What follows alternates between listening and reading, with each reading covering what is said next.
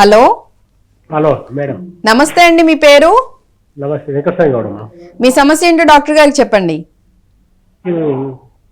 తరచూ TV volume mute లో పెట్టుకొని మీరు డాక్టర్ గారితో మాట్లాడండి. Okay madam, okay. మాట్లాడండి డాక్టర్ గారితో. సార్ చెప్పయ్యా. నాకు వయసు 57 ఉంటది.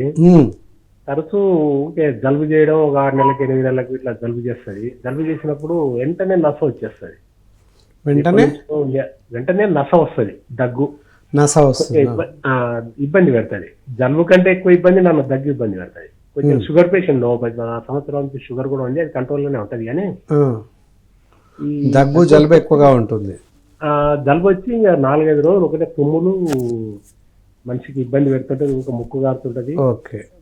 ఆ తర్వాత ఈ నస మాత్రం వెంటనే వస్తుంది. ఇంకా పప్పు తిను, ఎల్లిపాయతో తిను, ఏ తిను, టాబ్లెట్లు వేసుకున్నా కూడా ఈ మందు టానిక్ వాడినా కూడా అట్లే ఉంటుంది.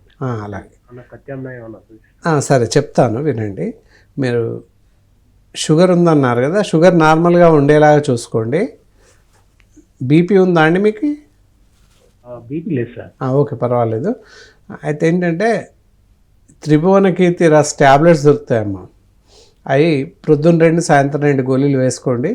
దానివల్ల జలుబు తగ్గుతుంది, మీకు ఉన్నటువంటి దగ్గు నస అన్నీ తగ్గిపోతాయి. ఆ విధంగా చేయండి. తర్వాత ఉదయం సాయంత్రం అవసరమైతే ఛాయలో మిరియాల పౌడర్, ఒక 2 చిటికల మిరియాల పౌడర్ వేసేసుకొని ప్రొద్దున సాయంత్రం తాగండి.